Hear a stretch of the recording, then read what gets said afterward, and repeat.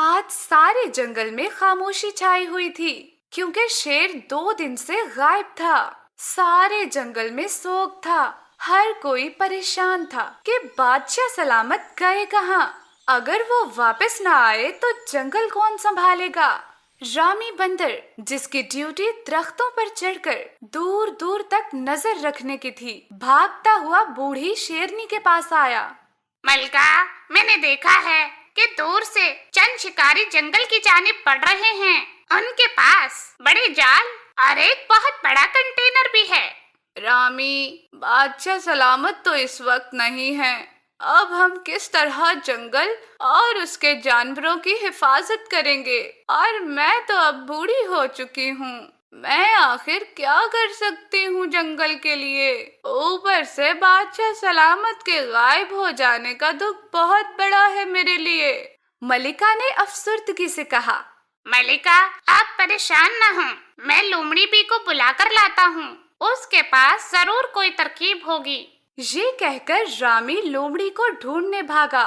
लोमड़ी उस वक्त अपने गार में डरकर बैठी थी। रामी को देखते ही रोने लगी।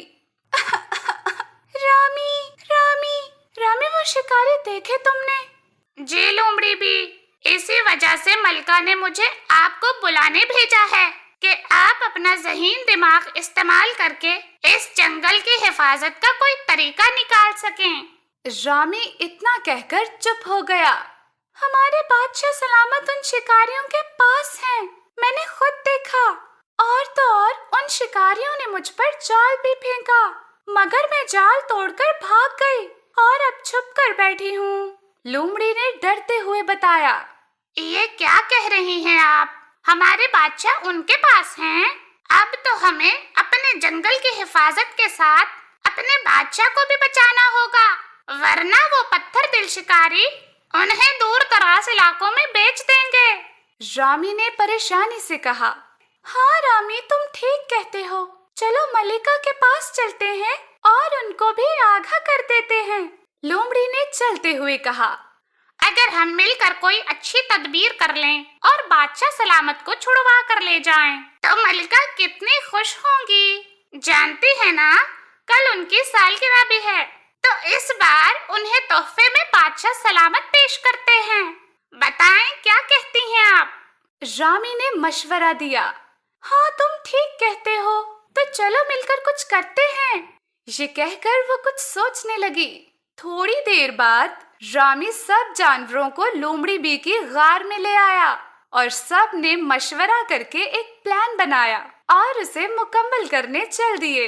सबसे पहले सांप ने अपना जहर निकाला और उसे एक पत्ते पर जमा कर लिया। फिर पांडे ने जंगल से चंद जड़ी बूटियां इकट्ठी करके एक पत्थर पर उन्हें रगड़ा, जिससे एक माया तैयार हो गया, जिसमें उसने सांप का जहर भी शामिल कर दिया। जंगल के एक हिस्से में शिकारी बैठे बातें कर रहे थे जब अचानक से एक ज़ेब्रा उनके सामने आया। शिकारी फटाफट उठे और जाल फेंककर ज़ेब्रा को पकड़ लिया। उन्होंने ज़ेब्रा को उसी गाड़ी में बंद कर दिया जिसमें पहले से शेर मौजूद था।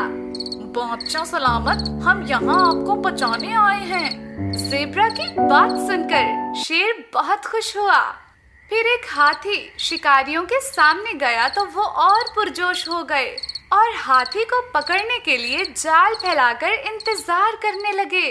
पीछे से रामी ने उनके पीने वाले पानी में तैयार करदा जहर का एक एक कतरा डाल दिया। हाथी भी आसानी से पकड़ा गया।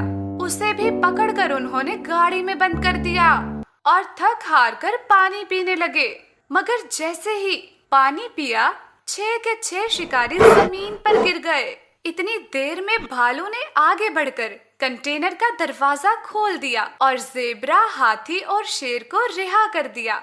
सब छुपे हुए जानवर भी बाहर आ गए और शेर को मुबारकबाद देने लगे, नारे लगाने लगे और खुशी से झूमते हुए मलिका शेरनी के गार के बाहर पहुंच गए।